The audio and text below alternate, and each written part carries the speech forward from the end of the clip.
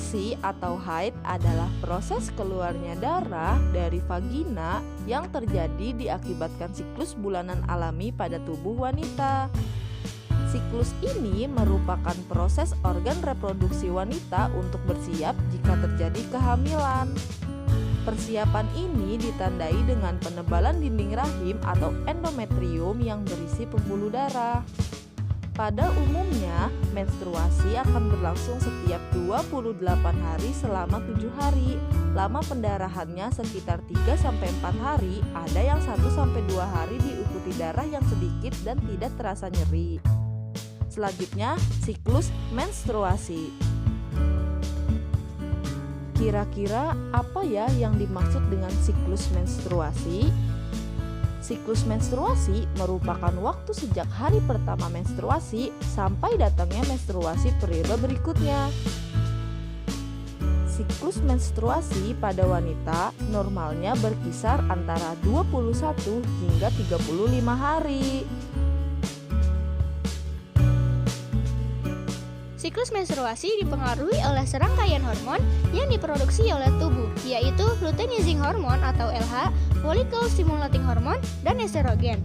Siklus menstruasi juga dapat dipengaruhi oleh usia, berat badan, aktivitas fisik, tingkat stres, faktor genetik, dan gizi.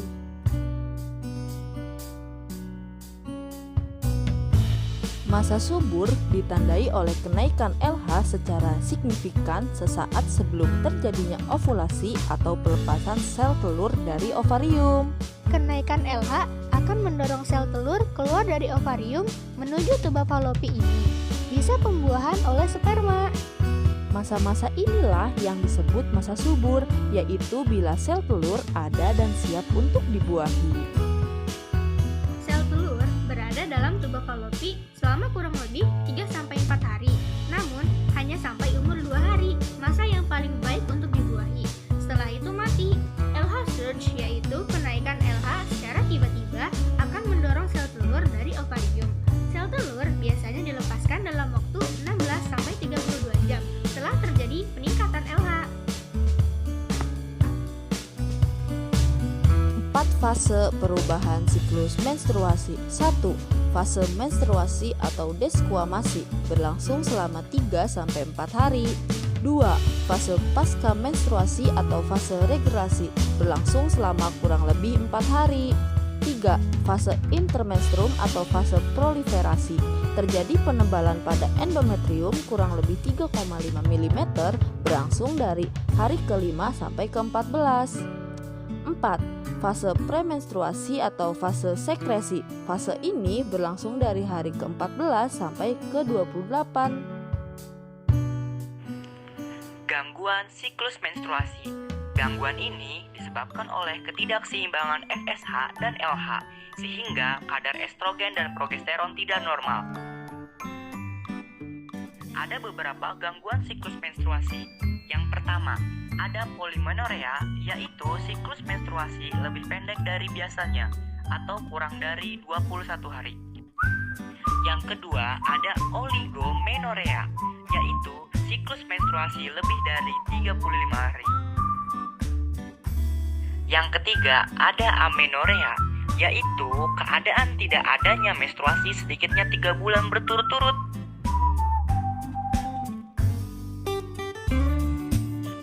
Nah, ada lagi nih gangguan siklus menstruasi berdasarkan lama perdarahannya.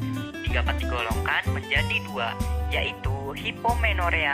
Hipomenorea adalah perdarahan haid yang lebih pendek dan atau kurang dari biasanya.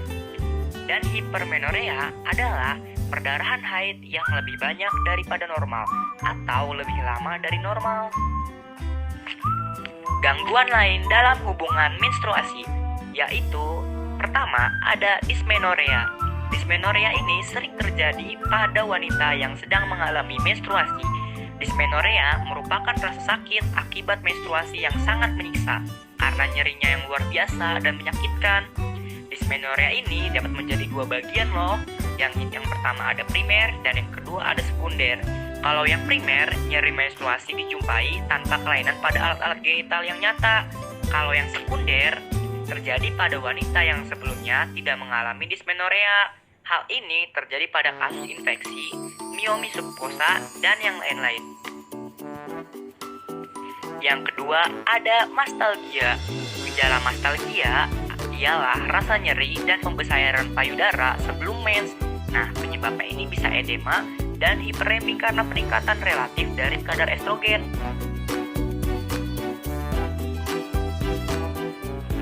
Nah, adapun siklus menstruasi yang tidak normal selain dipengaruhi oleh faktor kejiwaan, juga dipengaruhi oleh kontrasepsi KB suntik. Di antaranya sebagai berikut. Yang pertama, ada siklus haid memanjang atau memendek. Yang kedua, perdarahan yang banyak ataupun sedikit. Yang ketiga, perdarahan tidak teratur ataupun perdarahan bercak.